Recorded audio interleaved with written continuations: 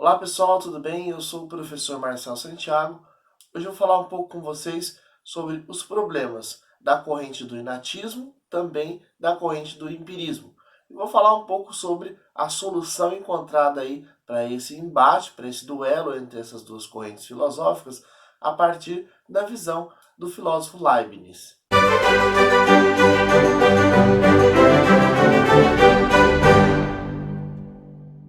Bem, antes de mais nada, é importante dizer que esta aula ela é uma sequência de outras tantas que vão falar aí sobre essas problemáticas envolvendo a questão do conhecimento.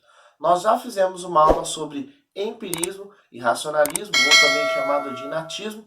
Eu vou deixar no card aqui em cima para você ou assisti-la, caso ainda não viu, ou então relembrar o assunto abordado. Bom, e como já é de nosso conhecimento, o empirismo ele vai ter então esta percepção, né, ou esta crença de que o conhecimento vai iniciar-se ali nas sensações, né, enquanto que o racionalismo, né, ele vai defender de fato que existem ideias inatas e é no racional, é na razão que começa o conhecimento e não nas sensações.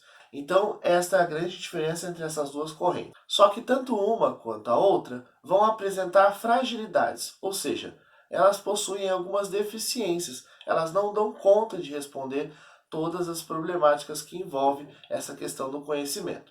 Se a gente pega, por exemplo, o racionalismo, que é a primeira que nós vamos tratar aqui, isso vai ficar muito evidente. Veja só, eles afirmam que as ideias de razão, elas são inatas, né?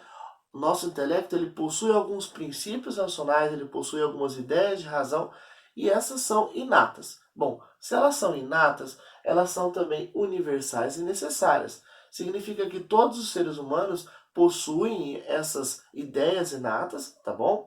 E também é necessário porque todos os seres humanos precisam ter este suporte, né?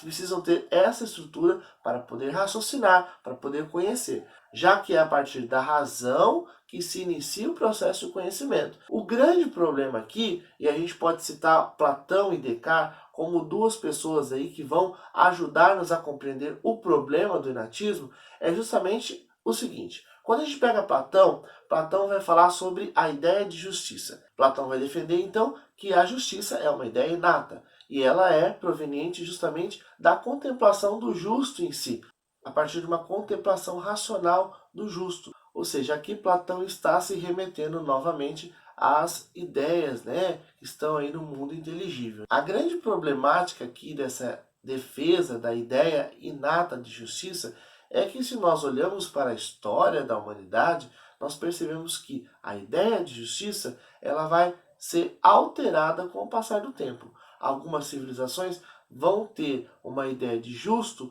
diferente de uma outra civilização.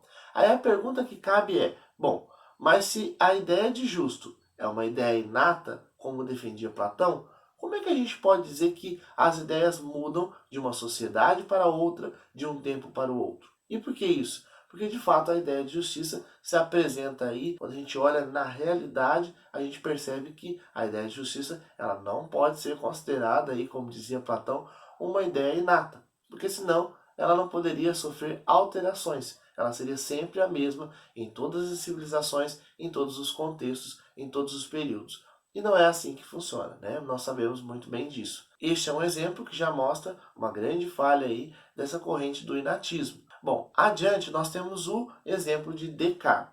Descartes, ele vai dizer na sua filosofia que o universo é regido a partir de leis universais e necessárias do movimento.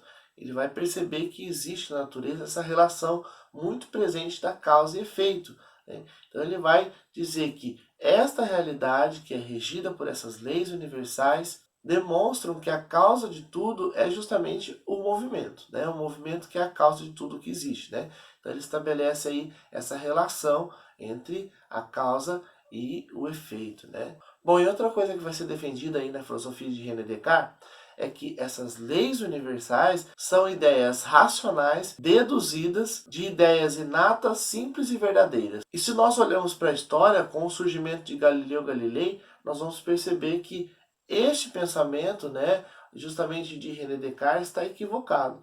né, a filosofia, o pensamento, a física de Galileu Galilei, ela se mostra verdadeira, né, e oposta aí àquilo que afirmava René Descartes. Então veja só o que é o problema principal aqui do inatismo ou do racionalismo.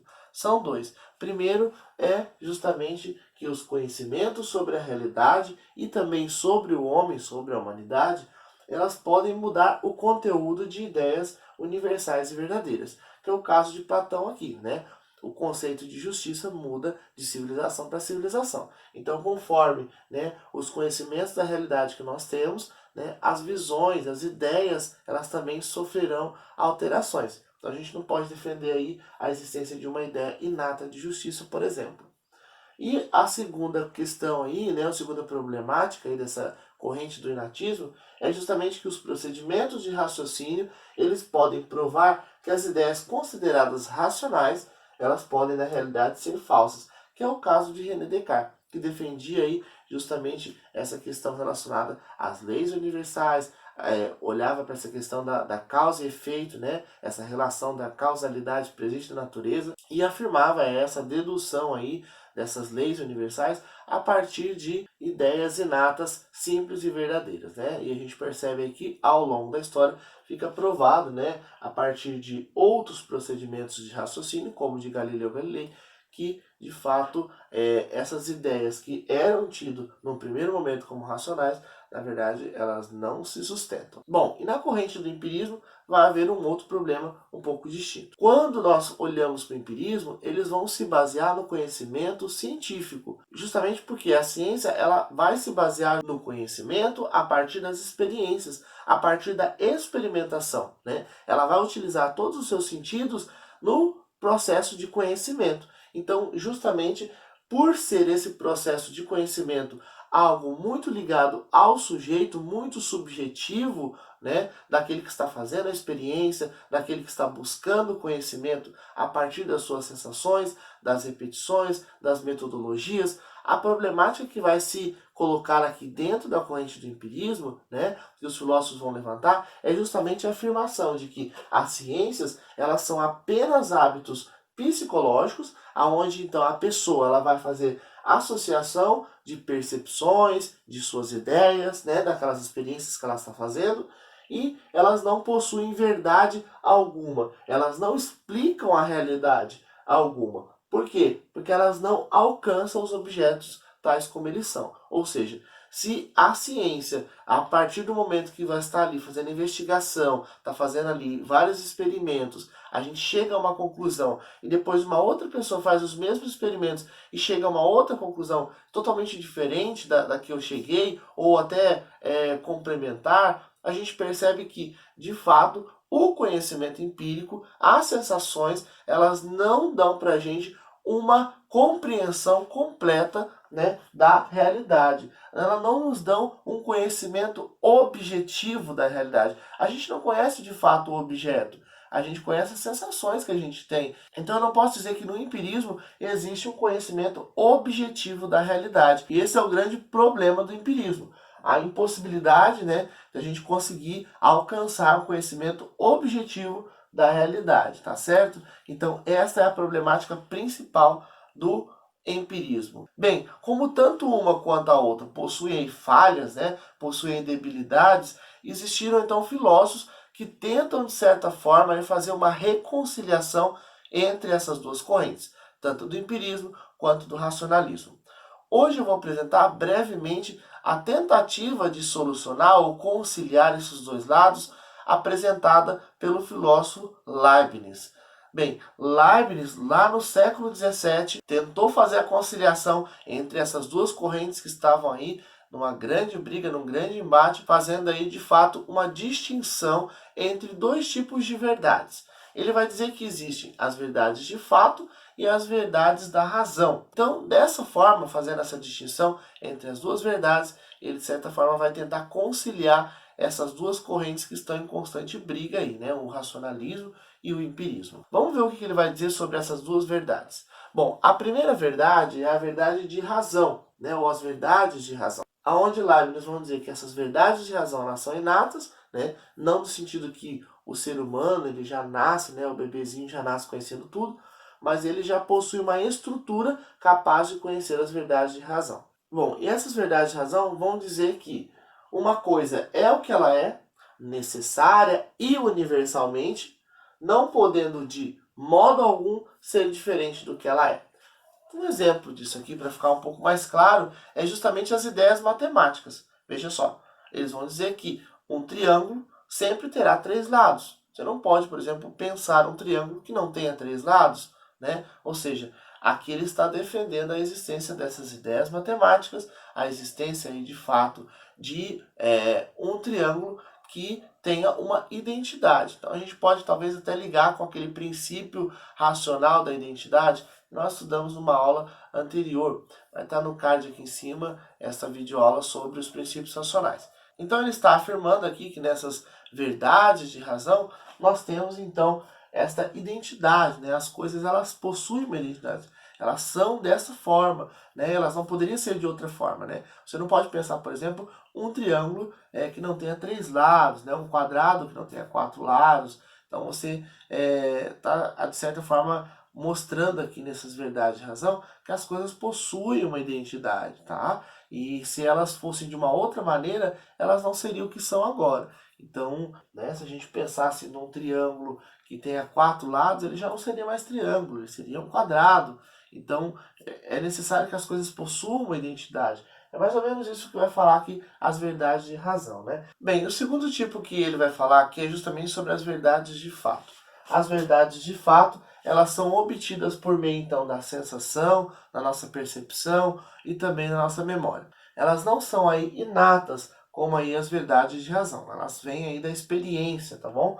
Elas são empíricas e elas se referem, de fato, ao princípio de causalidade que rege as coisas no mundo. Bom, explicando um pouco melhor essa definição aqui sobre as verdades de fato.